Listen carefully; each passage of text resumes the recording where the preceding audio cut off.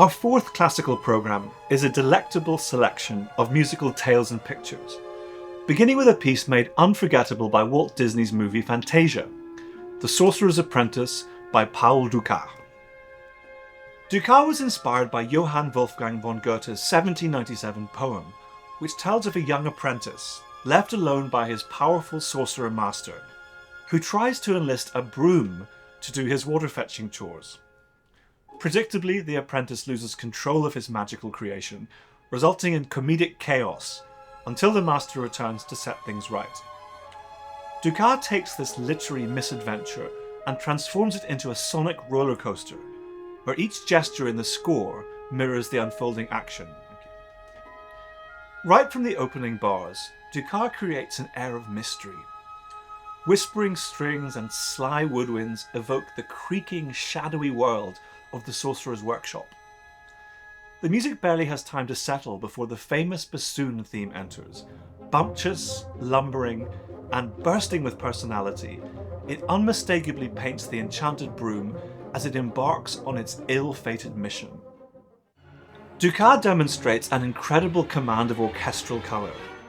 Fluttering flutes mimic magical energy, swirling strings illustrate mounting panic, and thumping timpani register each new catastrophe brought about by the apprentice's inexperience.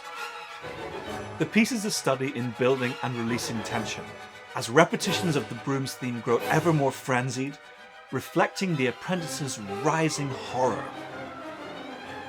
Every moment of the score is infused with humour. Dukas crafts musical jokes, unexpected crashes, exaggerated marches, and sudden silences, inviting us to share in the apprentice's simultaneously hilarious and harrowing predicament. Just as matters reach a fever pitch, the sorcerer himself strides in, his stern motif sweeping aside the chaos and restoring order with a flourish. Claude Debussy composed his Prelude à l'après-midi d'un faun, or Prelude to the Afternoon of a Faun, in 1894. The piece represents a shimmering watershed in the history of Western music. Without bombast or overt drama, Debussy conjured a sonic landscape that would help redefine the possibilities of orchestral colour and musical form, opening the gates to modern musical impressionism. Its influence was and remains enormous, inspiring composers and artists far beyond France. The work draws its inspiration from a poem by symbolist writer Stéphane Mallarmé, which tells of a languid faun's dreamy recollections and desires during a sultry afternoon. Rather than attempting to narrate the events of the poem literally, Debussy sought to paint its atmosphere, a world on the borderline between waking and dreaming, where sensuality, nature, and the supernatural blend into one. Debussy described it as a succession of scenes through which pass the desires and dreams of the faun in the heat of the afternoon. The prelude opens with a phrase that has become iconic, a sinuous, improvisatory flute solo that immediately evokes an ancient, exotic world. This melody, floating ambiguously outside traditional tonality, sets the tone for the entire piece, flexible, shimmering, and elusive. Debussy's orchestration is fascinatingly transparent.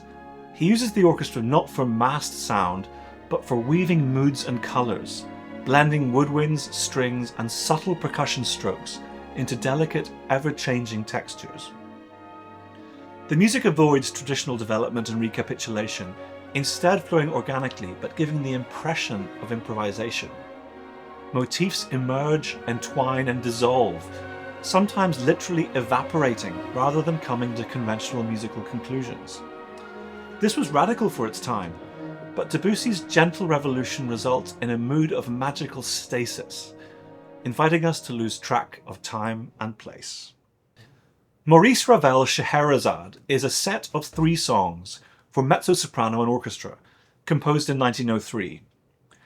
Written at a time when Europe was fascinated by Orientalism, the song cycle is named after the legendary storyteller of 1001 Nights.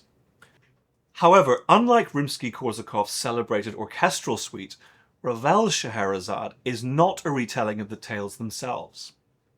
Instead, he selected 3 poems, Asie, La Flûte Enchantée, and L'Indifferent, from the opulently exotic verses of Tristan Klingsorr, a Wagner-obsessed poet of the late 19th century.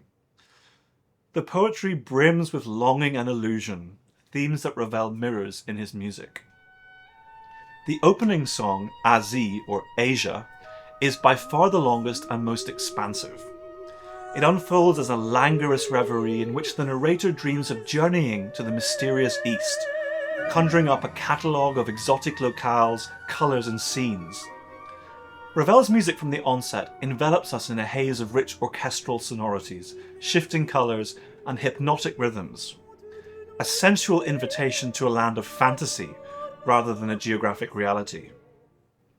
La Flûte Enchantée, or the Magic Flute, moves to a more delicate, intimate atmosphere. The mezzo describes listening to a beloved's flute, the sensuousness of the moment enhanced by Ravel's unmatchable orchestration.